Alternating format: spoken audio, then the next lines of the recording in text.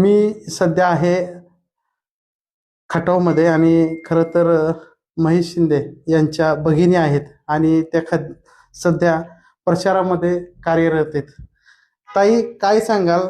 तुमच्या भाऊजाईवर आणि तुमच्या बंधूंवर आरोप होतोय की खरं तर जिल्हा परिषद निवडणूक सर्वसामान्य कार्यकर्त्यांसाठी सोडायला पाहिजे होती, असं राहुल पाटील यांचं मत आहे.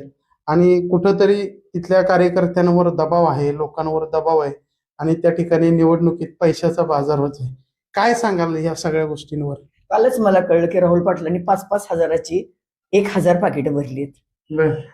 अरे काय राहुल, किती चुकीचं आहे हे. स्वतःच हे करतो आणि स्वतःच तू सांगतोस. माझ्याकडे प्रूफ पण आहे त्या गोष्टीचं.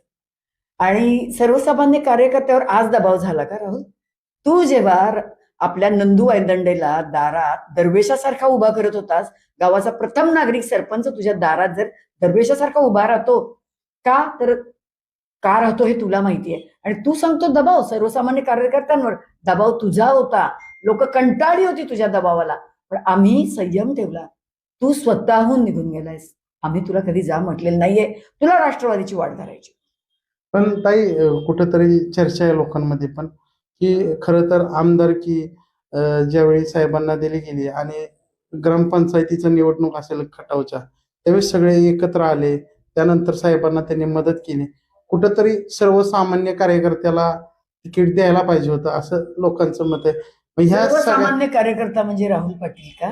राहुल पाटलांच्या घरामध्ये त्यांचे आजोबा आमदार चंद्रहार पाटील माजी, त्यांचे चुलत आजोबा केशवराव पाटील आमदार, त्यांचे सासरे आमदार, त्यांच्या सासूबाई इंदिरा घारगे बऱ्याच सोसायटींच्या पदांवर आहेत, त्यांच्या मिसेस कारखान्याच्या संचालिका आहेत. आणि सर्वसामान्य कार्यकर्ता राहुल असेल तर असा सर्वसामान्य कार्यकर्ता प्रत्येकाला लाभो ही परमेश्वर शरणी प्रार्थना. ताई, नेमकं आता पुढचं विजन काय असणार आहे? आता अजून खरं तर एक मी तुम्ही सांगते, त्यांच्या विजनच्या आधी प्रचारात एक सांगते. जेव्हा राहुलनी दुसरा मार्ग स्वीकारला तेव्हा लोकांमधून मागणी आली की प्रियाताईंना उभं करा. कारण आमच्या प्रियाताई, माझी जी वहिनी आहे, रात्रंदिवस समाजासाठी राबते. कोरोनामध्ये तिनं प्रचंड काम केलं होतं. ती स्वतः डॉक्टर आहे. ती जेव्हा कोरोना पॉझिटिव्ह झाली तर आमच्या इथे उपचार अपुरे पडल्यावर रुबीला नेलं होतं. तिच्या हृदयावर परिणाम व्हायची वेळ आली होती. सर्व लोकांना तिचे डिव्होशन माहिती आहे, तिचा वृत्ती माहिती आहे. इतकी शांत, संयमी आणि लोकांसाठी रात्रंदिवस काम करणारं नेतृत्व आहे.